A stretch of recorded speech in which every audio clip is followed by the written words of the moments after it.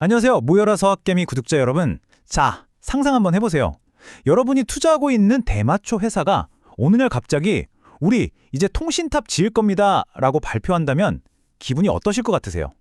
정말 황당하게 들리시죠? 근데 이게 실제로 일어난 일입니다. 오늘은 바로 그 기상천외한 변신을 감행한 회사 아칸다 코프의 이야기를 아주 깊숙이 파헤쳐 볼 겁니다.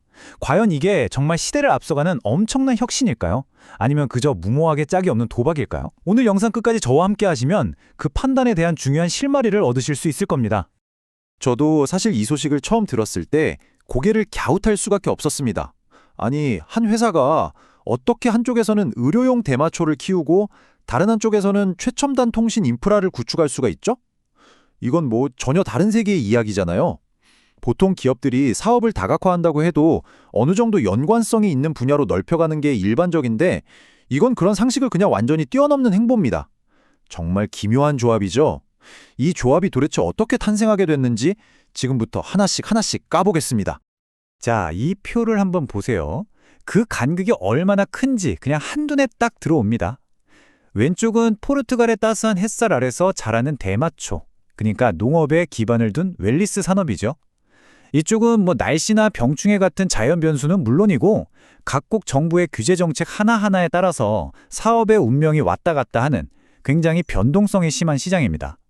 반면에 오른쪽은 멕시코의 하늘을 향해서 쭉쭉 뻗어가는 통신타워. 이건 안정적인 인프라 사업이죠.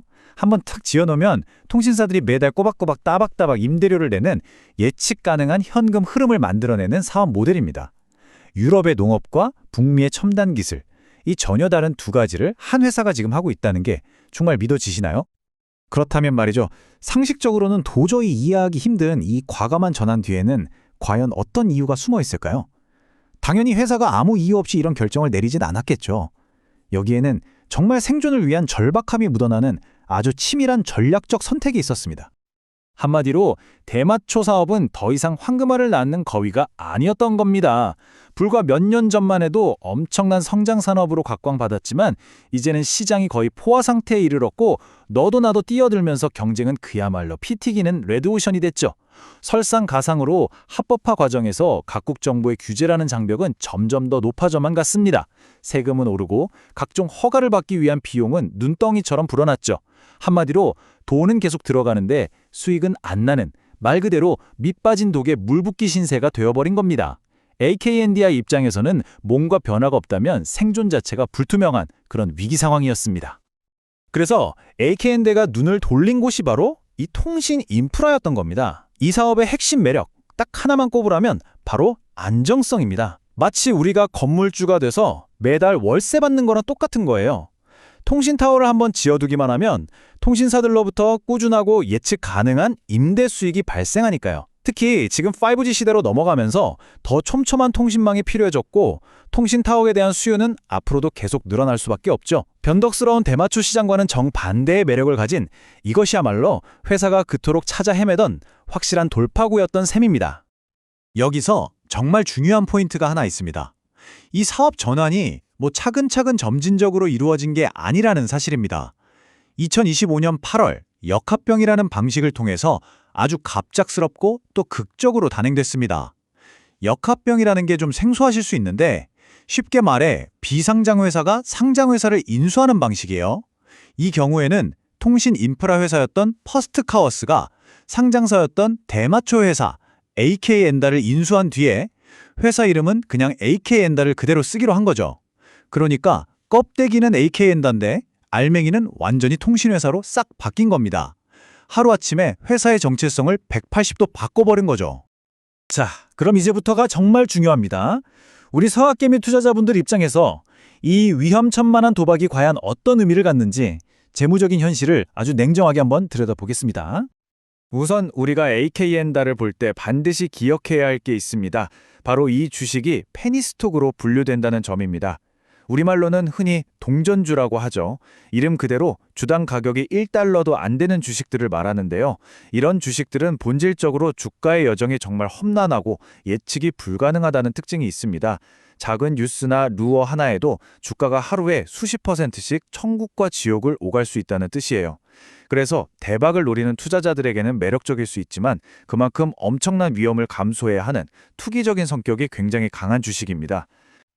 자, 페니스톡의 관기가 어떤 건지 이 숫자가 바로 보여줍니다. 10월 16일 회사가 우리 멕시코에 통신타워 20개 더 지을 겁니다라는 확장 계획을 발표하자마자 무슨 일이 일어났을까요? 주가가 시간 외 거래에서 자그마치 36%나 수직으로 상승했습니다. 단 하루 만에 말이죠. 이처럼 회사의 미래에 대한 긍정적인 뉴스 하나가 주가를 마치 로켓처럼 쏘아 올릴 수 있는 곳, 바로 여기가 페니스톡의 세계입니다. 이 순간 투자자들은 정말 환호성을 질렀겠죠. 하지만 그 호노는 그리 길지 않았습니다. 바로 다음 날 보시는 것처럼 주가는 언제 그렸냐는 듯 12%나 급락하면서 어제의 상승분을 상당 부분 토해냈습니다. 뭐 특별한 악재가 있었던 것도 아니에요. 그냥 단기간에 오른 주식을 팔아서 차익을 실현하려는 매물이 쏟아져 나온 거죠. 어제는 천국, 오늘은 지옥. 이것이 바로 페니스톡 투자의 짜릿하면서도 무서운 진짜 맨얼굴입니다. 심장이 약한 분들은 정말 버티기 힘든 롤러코스터죠. 이런 극심한 주가의 널뛰기는 결국 회사의 불안정한 재무 상태에 급부지를 두고 있습니다. 이 차트를 보시면 회사가 짊어진 빚, 즉 부채는 많고 아직 사업을 통해서 벌어들이는 돈은 없다 보니 영업 손실이 대속되고 있죠. 특히 주목할 점은 시가총액이 2천만 달러, 우리 돈으로 약 260억 원 수준에 불과하다는 겁니다. 이건 회사의 규모가 그만큼 작아서 외부의 작은 충격에도 굉장히 취약하다는 걸 의미합니다. 펀더멘털이 약한 작은 배가 작은 파도에도 크게 흔들리는 것과 똑같은 이치입니다. 결국 AK엔다의 현재 상황은 이 한 문장으로 정확하게 요약이 됩니다. 고위험, 고수익. 통신 인프라 사업이 본궤도에 오르기만 한다면 지금과는 비교할 수 없는 기업 가치를 갖게 될 잠재력, 즉 고수익의 가능성은 분명히 있습니다.